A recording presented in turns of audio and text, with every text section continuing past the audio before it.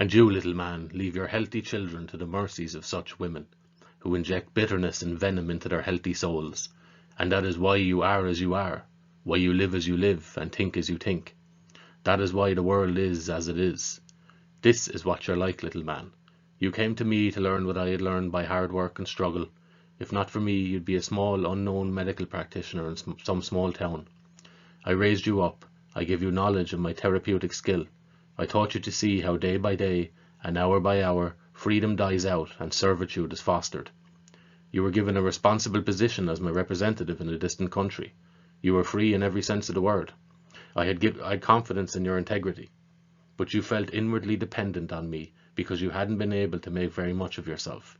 You needed me, because from me you drew knowledge, self-confidence, vision, and above all, development. All this I gave you gladly, little man. I asked nothing in return. But then you start saying that I've raped you. You get insolent, imagining that that will make you free. But mistaking insolence for freedom has always been the hallmark of the slave. Invoking your freedom, you refuse to send reports on your work. And now you feel free, free from cooperation and responsibility. That, little man, is why you and the world are where you are. Have you ever stopped to think, little man, how it feels to be an eagle with a nest full of hen's eggs? The eagle expects them to hatch out into little eagles, which he will raise to be big eagles. But one by one, the shells crack, and nothing comes out but little chicks. In his despair, the eagle clings to the hope that the chicks will turn into eagles. But they all grow up to be cackling chickens. When this becomes clear to the eagle, his first impulse is to devour all the chicks and cackling chickens. The one thing that deters him from this wise crime is the forlorn hope that someday one of all these little chicks may turn out to be a little eagle, who will grow up to be a big eagle, able like himself to look far into the distance from his lofty crag and discover new worlds, new ideas, new ways of life. Only this one forlorn hope deters the lonely, sorrowful eagle from devouring all the cackling chicks and chickens. For they don't know that an eagle hatched them. They don't know they are living on a steep, lofty crag, high above the damp, dark valleys. They don't look into the distance like the lonely eagle. All they do is eat and eat and eat what the eagle brings home for them. They creep under his powerful wings for warmth when the storm rages, and he stands up to it unaided. Or when things get too bad, they run away and throw sharp little stones at him from their hiding places, deliberately trying to hurt him. Under the first impact of their treachery, he is about to devour them. But he thinks it over and feels sorry for them. Someday, he thinks and hopes, someday a little eagle will surely turn up among all the cackling, gobbling, short-sighted chickens, a little eagle who will grow up to be like himself. To this day, the lonely eagle has not given up his great hope. He is still hatching out little chicks. You don't want to be an eagle, little man, and that's why the vultures devour you. You're afraid of eagles. That's why you live in herds and are devoured in herds, because some of your hens have hatched out vulture eggs, and the vultures have become your leaders in your fight against the eagles, who wanted to lead you to far-away, better worlds. The vultures taught you to eat carrion, to content yourselves with a few crumbs of grain, and to shout, "Hail, great vulture!" And now you're starving and dying in great herds, and you're still afraid of the eagles who hatch out your chicks. Little man, you've built your house, your life, your culture, your civilization, your science and technology, your love and your methods of child rearing on sand. You don't know this, you don't want to know it, and when a great man tells you, you kill him. In your affliction, you come and ask questions, always the same ones. My child is spiteful and cruel, constipated and pale. He smashes everything he can lay his hands on and screams with terror at night. He's backward at school. What should I do? Help me. Or, my wife is frigid. She gives me no love. She tortures me, has fits of hysterical screaming, and runs around with a dozen other men. What should I do? Advise me. Or, we won the last war, the war to end all wars, and now an even more horrible war has broken out. Help. What should I do? Or, the civilization I was so proud of is collapsing under the weight of inflation. Millions of people are starving, murdering, stealing, and going to the dogs. They've given up hope. Help. Tell me what to do. What should I do? What should we do? That has been your eternal question down through the ages. It is the fate of great achievements, born from a way of life that sets truth before security, to be gobbled up by you and excreted in the form of shit. For centuries, great, brave, lonely men have been telling you what to do. Time and again you have corrupted, diminished and demolished their teachings. Time and again you've been captivated by their weakest points, taking not the great truth, but some trifling error as your guiding principle. This, little man, is what you've done with Christianity, with the doctrine of the sovereign people, with socialism, with everything you touch. Why, you ask, do you do this? I don't believe you really want an answer. When you hear the truth, you'll cry bloody murder, or commit it. You've done all this and built your house on sand because you're afraid or unable to feel the life force within you, because you stifle and kill the love in your child before the child is even born, because you can't endure any free, living, natural movement or expression. It scares you out of your wits and you ask, what will Mr. Jones say? You're afraid to think, little man, because thought goes hand in hand with intense bodily sensations, and you're afraid of your body. Many great men have called out to you. Return to your origins, hearken to your inner voice, respond to your true feelings, hold love and honour and esteem. But you're deaf. You've lost all feeling for such words. They fall in vast deserts, little man, and the lonely heralds perish in your bleak wilderness. You had your choice between soaring to superhuman heights with Nietzsche and sinking into subhuman depths with Hitler. You shouted, "Hail, hail," and chose the subhuman. You had your choice between Lenin's truly democratic constitution and Stalin's dictatorship. You chose Stalin's dictatorship. You had your free choice between Freud's elucidation of the sexual core of your psychic disorders and his theory of cultural adaptation. You dropped the theory of sexuality and chose his theory of cultural adaptation, which left you hanging in midair. You had your choice between Jesus with his majestic simplicity and Paul with his celibacy for priests and lifelong compulsory marriage for yourself. You chose the celibacy and compulsory marriage and forgot the simplicity of Jesus' mother, who bore her child for love and love alone. You had your choice between Marx's insight into the productivity of your living labour power, which alone creates the value of commodities, and the idea of the state. You forgot the living energy of your labour and chose the idea of the state. In the French Revolution, you had your choice between the cruel Robespierre and the great Danton. You chose cruelty and sent greatness and goodness to the guillotine. In Germany, you had your choice between Göring and Himmler on the one hand, and Liebknecht, Landau and Moucham on the other. You made Himmler your police chief and murdered your great friends. You had your choice between Julius Strecker and Walter Rathenau. You murdered Rathenau. You had your choice between Lodge and Wilson. You murdered Wilson. You had your choice between the cruel Inquisition and Galileo's truth. You tortured and humiliated the great Galileo, from whose inventions you are still benefiting. And now, in the 20th century, you have brought the methods of the Inquisition to a new flowering. You had your choice between shock therapy and the understanding of psychic disorder. You chose shock therapy for fear of seeing the enormity of your own wretchedness. You wanted to go on being blind where only wide-open, sharp-sighted eyes can help. Only very recently you had your choice between murderous atomic energy and helpful orgone energy. Consistent in your wrong-headedness, you chose atomic energy. You now have your choice between ignorance of the cancer cell and my disclosure of its secret, which can and will save millions of lives. For years you've been repeating the same insanities in the press, but you have no word to say about the insight that might save your child, your wife, or your mother. You're starving by the millions, little man of India, but you war with the Mohammedans over sacred cows. You go in rags, little Italian, or Slav, or Trieste, but the centre of your preoccupations is whether Trieste should be Italian or Yugoslav. I always thought Trieste was a seaport for ships from all over the world.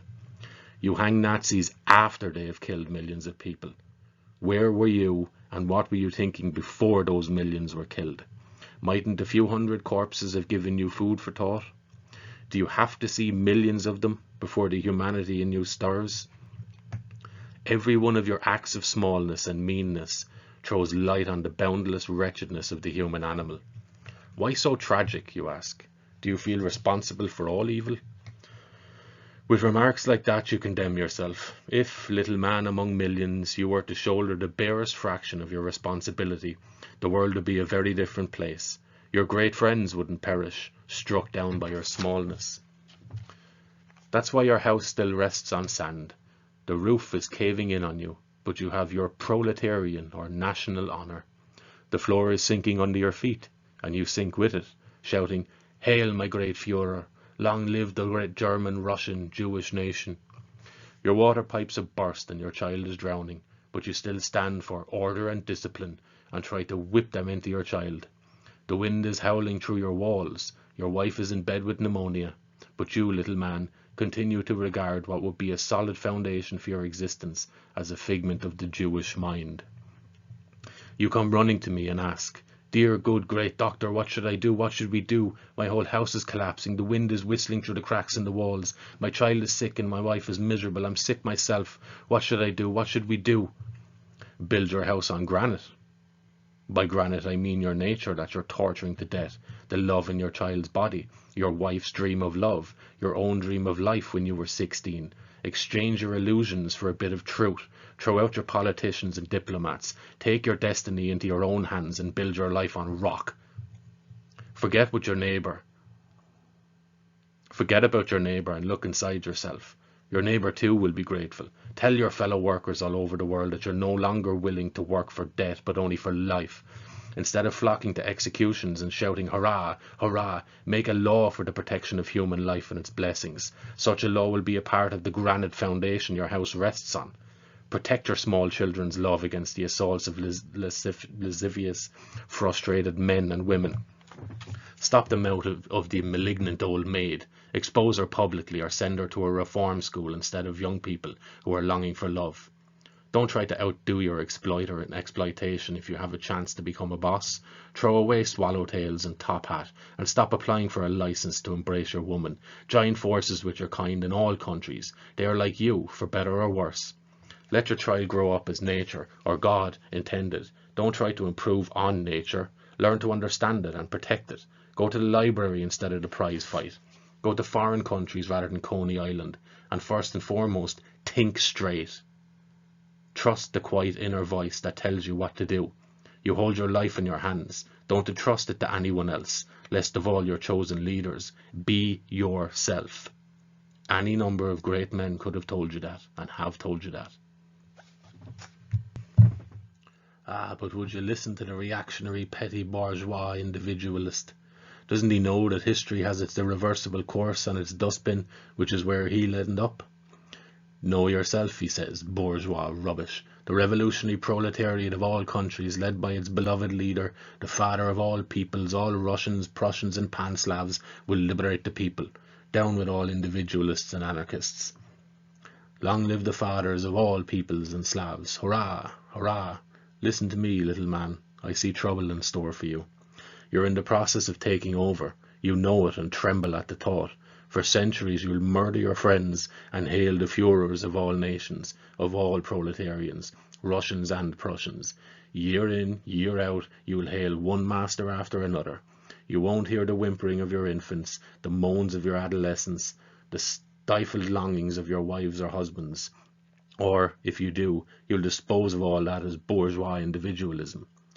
On through the centuries you'll shed blood instead of safeguarding life, confident that with the executioner's help you're building your freedom. And day after day, year after year, you'll find yourself up to your ears in muck. On through the centuries you'll flock to hear Big Mouth, you'll cherish his words and succumb to his evil lures, but you'll be blind and deaf to the call of your own life. Because you're afraid of life, little man, mortally afraid. You do your best to murder it, in the belief that you're building socialism, or the state, or nation, or the glory of God. You won't know. You won't want to know that what you're really building, day by day and hour by hour, is your own misery. that you don't understand your children, that you destroy their backbone before they can stand bravely erect, that you steal love, that you are money mad and power hungry, that you keep a dog because you're determined to be somebody's master. On through the centuries, you'll repeat your mistakes until you and your kind die a mass death, victims of the universal social misery, until the horror of your existence strikes a first feeble spark of self-understanding in you. Then, very gradually, cautiously groping your way, you learn to seek out and to find your friend, the man of love, of work, and of knowledge. Then you will understand, you will learn to understand, respect, and honor him. Then you will come to realize that a library is more essential to your life than a prize fight, that a contemplative stroll in the woods is better than parading, healing better than killing, self-reliance better than reliance on the nation, and soft-spoken modesty better than shouting, patriotic or otherwise. You think the end justifies the means, however vile. I tell you, the end is the means by which you achieve it. Today's step is tomorrow's life. Great ends cannot be attained by base means. You've proved that in all of your social upheavals. The meanness and inhumanity of the means make you mean and inhuman and make the end unattainable. How then, I hear you ask, shall I attain my end, whether it be Christian love, socialism, or American democracy? Your Christian love and your socialism and your American democracy are what you do each day. Your manner of thinking each hour, of embracing your life companion and loving your child, they are your attitude of social responsibility towards your work and your determination not to become like the crushers of life you so hate. But you, little man, abuse the freedom conferred on you by democratic institutions. You do your best to destroy these institutions instead of giving them a firm root in your daily life. I've seen you as a German refugee abusing Swedish hospitality. At that time you were still a prospective leader of all the wretched on the earth. Do you remember the Swedish institution of smorgasbord? Oh yes, you do. You know what I mean. Can your memory be as short as all that? Then I'll remind you. The Swedes have the generous custom of setting dishes filled with good things to eat on tables in their dining halls, and having the guest free to take as much as he likes. To you this custom was strange and new. It was beyond you that anyone could put this trust in human decency. You told me with malicious glee that you'd purposely gone without eating all day so as to be able to stuff yourself full of free food in the evening. I went hungry as a child. I know, little man. I saw you go hungry, and I know what hunger is. But what you don't know, you future saviour of the prisoners of starvation, is that by stealing smorgasbord you are perpetuating your children's hunger a millionfold. There are certain things one just doesn't do. When receiving hospitality, one does not steal silver spoons, or the host's wife, or his smorgasbord. After the downfall of Germany, I saw you sitting on a park bench, half-starved. You told me that Red Aid, the relief organisation of your party of all the wretched of the earth, had refused to help you because you couldn't prove you were a party member. You've lost your party card. Your leaders of all the hungry classify the hungry as red, white and black. We, on the other hand, draw no distinctions. We recognise only one thing, the hungry organism. That's what you're like in little things, and in big things you're the same, little man. You set out to banish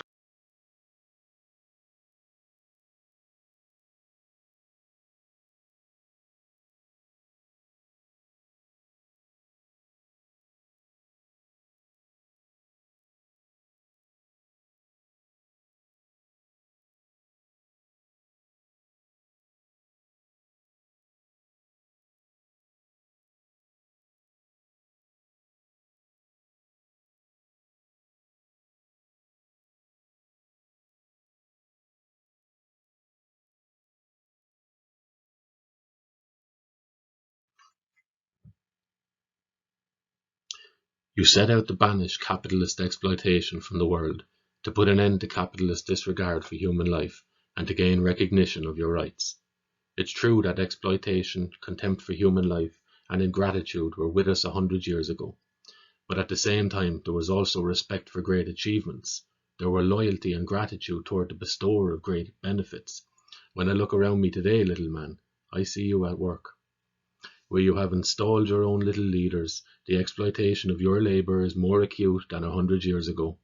The disregard for your life is more brutal, and certain rights that were formally recognized have disappeared completely. And where you're still fighting to install your own leaders, you've lost all respect for achievement. Instead, you steal the fruits of your great friends' hard work.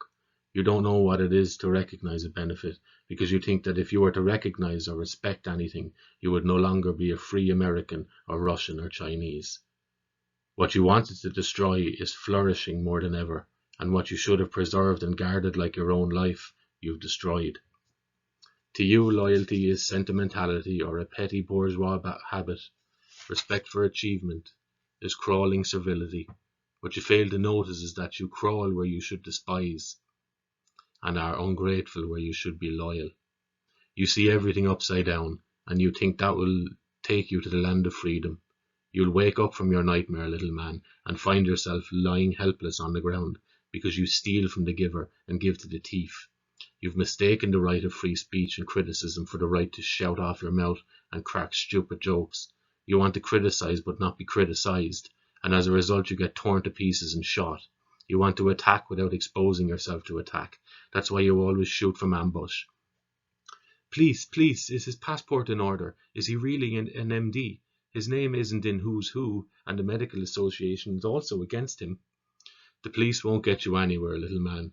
They can catch thieves and regulate traffic, but they can neither get you freedom nor safeguard it.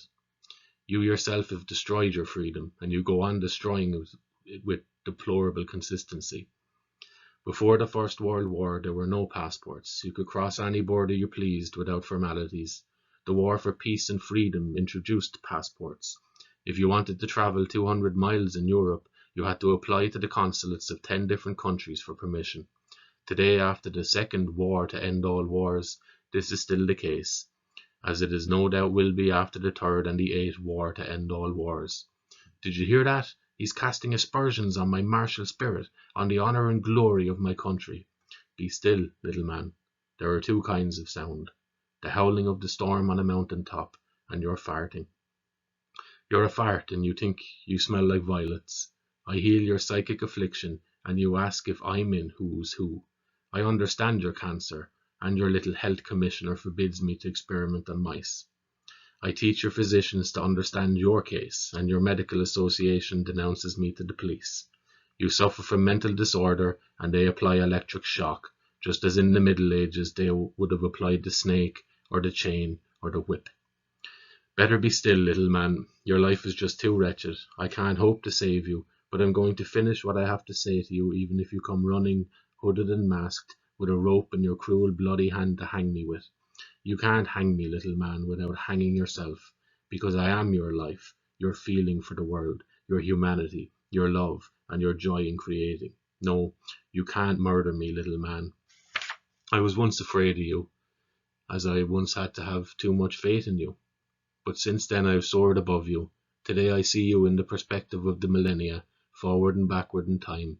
I want you to lose your fear of yourself. I want you to live more happily, more decently. I want you to be a living body instead of a rigid one, to love and not hate your children, to make your wife happy instead of subjecting her to your matrimonial torment. I am your physician, and since you inhabit this planet, I am a planetary physician. I am neither a German, nor a Jew, nor a Christian, nor an Italian. I am a citizen of the earth.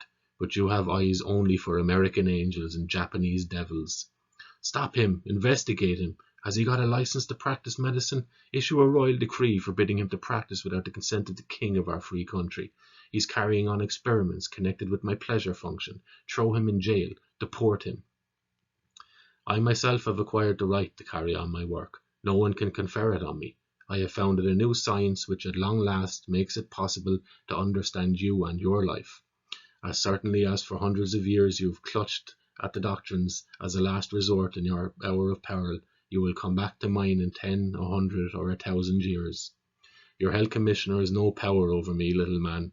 He would be able to influence me only if he had the courage to recognize my truth. He hasn't got the courage. That's why when he gets back to his own country, he announces that I have been interned in a mental hospital, and why he appoints an ignoramus who has tried to disprove the existence of the pleasure function by falsified experiments, Inspector General of Hospitals. But all this doesn't prevent me from writing this appeal to you, little man. Do you need further proof that your authorities are powerless? Your specialists, your health commissioners, and professors have been unable to enforce their ban on the explanation of your cancer. They explicitly forbade me to study it and dissect it and subject it to microscopic analysis, but I went right ahead. Their trips to England and France to undermine my work proved futile. They're still bogged down in pathology, but I, little man, have often saved your life. When I raise my leaders of the world proletariat to power in Germany, I'll stand him against the wall. He's defamed our proletarian youth. He says the proletariat's capacity for love is as impaired as that of the bourgeoisie. He is turning my militant youth organizations into brothels. He says I'm an animal. He's destroying my class consciousness. Yes, I do destroy your ideals. Those ideals that are costing you your reason and will cost you your life. You're unwilling to see your grand ideal except in a mirror where you can't grab hold of it. But only the truth in your own solid fist can make you the master of this earth.